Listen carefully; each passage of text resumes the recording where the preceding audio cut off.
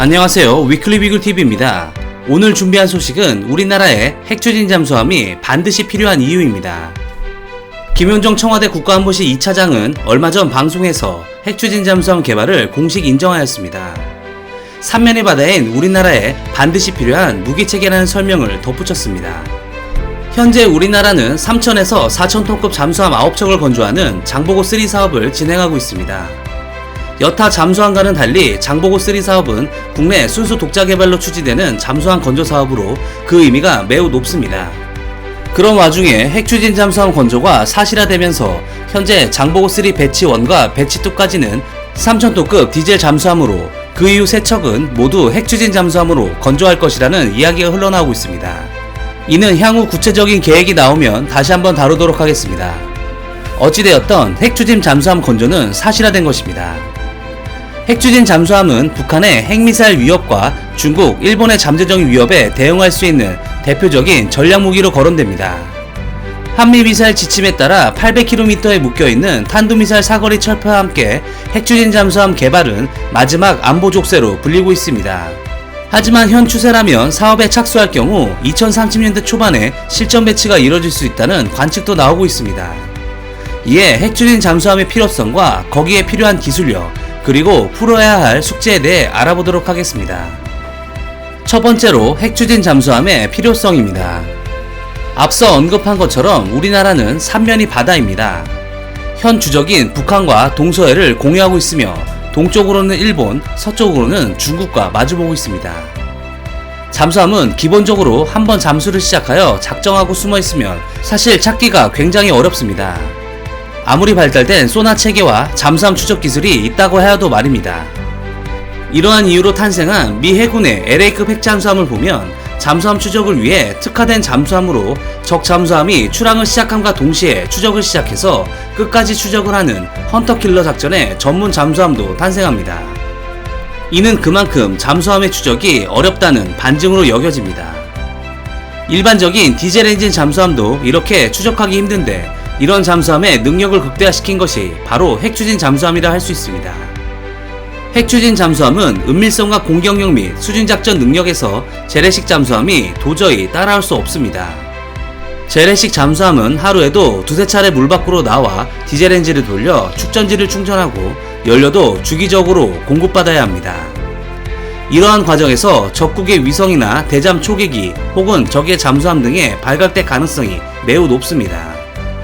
은밀성이 생명인 잠수함의 노출은 생존에 치명적일 수밖에 없습니다. 아무리 공기 불요 장치를 갖춘 최신형 재래식 잠수함도 최대 3주 이상 수중작전을 지속하기 힘듭니다.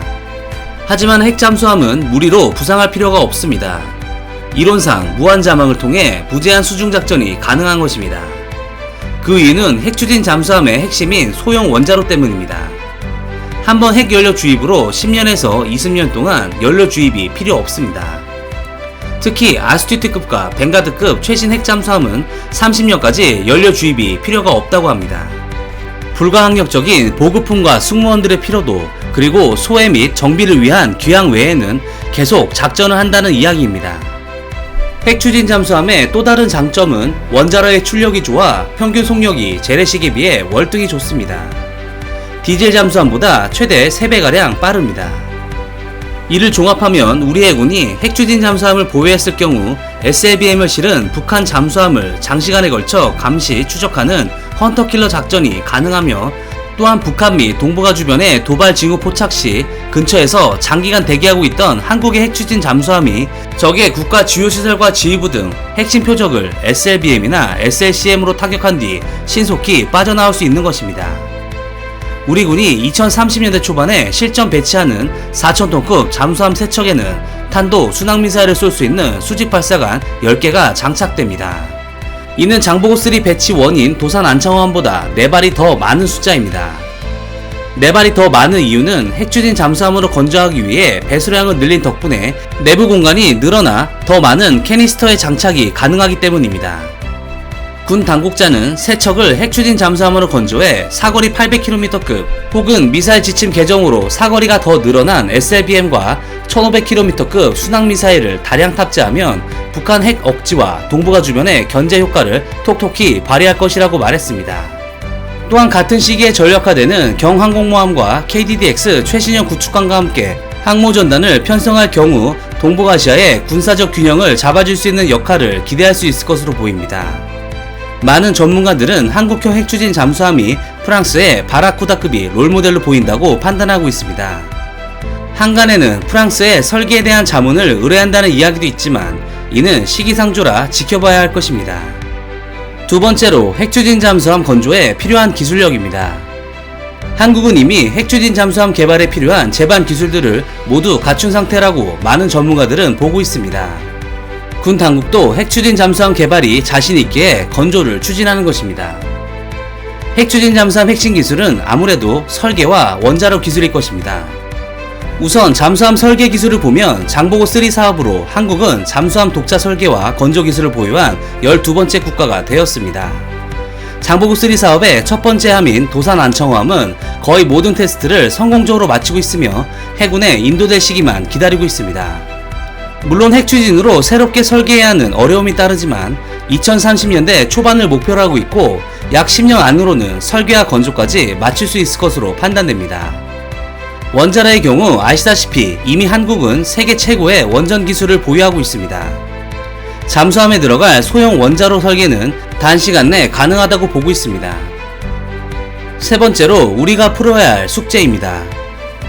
과거 우리나라는 노무현 정부 때 362 사업이란 명칭의 핵추진 잠수함 개발을 비밀리에 추진한 전력이 있었습니다. 당시 북한의 NPT 탈퇴 선언으로 2차 핵 위기가 고조되면서 전시작전 통제권 전환 등 자주국방을 추진했던 노무현 정부는 중장기적 북핵 대응 차원에서 핵추진 잠수함 카드를 꺼내들었던 것입니다. 하지만 국제원자력기구가 2004년 한국원자력연구원의 우라늄 농축 비밀 실험에 대한 사찰을 통보하면서 파장을 고려해 사업 추진은 1년여 만에 종료되고 말았습니다. 당시 군 관계자는 IAEA의 사찰 과정에서 비밀리에 추진 중인 핵잠수함 사업이 드러날 경우 자칫 핵개발 의혹으로 비하될 수 있다는 우려 때문에 사업을 접은 것이라고 당시 상황을 설명했습니다. 이와 같이 일각에선 핵추진 잠수함이 사실상 핵무기가 아니냐는 주장이 제기됩니다. NPT에 가입한 한국은 핵무기를 제작 및 보유할 수 없기 때문에 핵추진 잠수함도 도입이 불가하다는 논리입니다. 하지만 이는 전략 핵잠수함과 핵추진 잠수함을 혼동한 것입니다. 전략 핵잠수함은 핵추진 잠수함에 핵탄두를 실은 SLBM을 다량으로 탑재한 함정입니다. 적국의 선제 핵공격에도 살아남아 제2격을 가할 수 있어 궁극의 핵무기로 불립니다. 미국, 러시아, 중국과 프랑스, 영국, 인도만이 이를 보유하고 있습니다. 이에 반해 핵추진 잠수함은 재래식 탄두가 장착된 SLBM이나 SLCM을 탑재합니다. 핵 공격 능력이 없는 비핵 무기로 분류돼 NPT에 저촉되지 않습니다. 또 핵무기를 만들 수 없는 저농축 우라늄을 핵연료로 사용한다는 게 핵심입니다. 핵무기 제작에는 90% 이상 농축한 고농축 우라늄이 필요합니다. 그래도 한국이 핵추진 잠수함을 개발 및 보유하려면 한미 원자력 협정이라는 최종 관문을 통과해야 한다는 지적이 많습니다. 군사적 목적의 핵연료 사용을 제한하는 협정 조항이 걸림돌이 될 수 있다는 것입니다. 하지만 정부는 핵추진 잠수함 도입과 원자력 협정은 별개의 사안이라는 입장입니다. 외교부 당국자는 한미 원자력 협정은 원자력의 평화적인 이용과 관련된 사안을 규율하는 것을 목적으로 하기 때문에 핵추진 잠수함은 규율 대상으로 보지 않는다고 전했습니다. 앞서 김현종 2차장도 언론 인터뷰에서 핵추진 잠수함과 원자력 협정은 완전히 별개이고 전혀 연관성이 없다면서 정부가 협정에 손을 대지 않고도 얼마든지 핵추진 잠수함을 개발할 수 있다고 언급하였습니다. 이를 두고 청와대가 백악관과 미사일 지침 개정을 협의하는 과정에서 원자력 협정에 개정 없이도 핵추진 잠수함을 한국이 도입하는 쪽으로 잠정 합의를 본 게 아니냐는 관측이 나옵니다. 즉 북핵 대응과 중국 러시아 견제 차원에서 한국이 핵추진 잠수함 도입 필요성을 적극 제기했고 미국도 이를 수용했을 수 있다는 것입니다. 하지만 핵추진 잠수함 사업의 본격 추진 전 미국과 구체적인 협의는 반드시 필요하다고 보는 견해가 아직은 많아 보입니다. 자국의 안위를 위해 무기를 개발하는 것에 남의 허락을 받아야 하는 것이 당최 가당키는 한 소리인가 싶지만 차치하고 2030년대까지 제대로 된 핵추진 잠수함만 건조된다면 동북아 해역에서 한국에 도발할 수 있는 국가는 세계 어디에도 없을 것입니다. 이상 위클리 뷰글이었습니다. 시청해주셔서 감사합니다.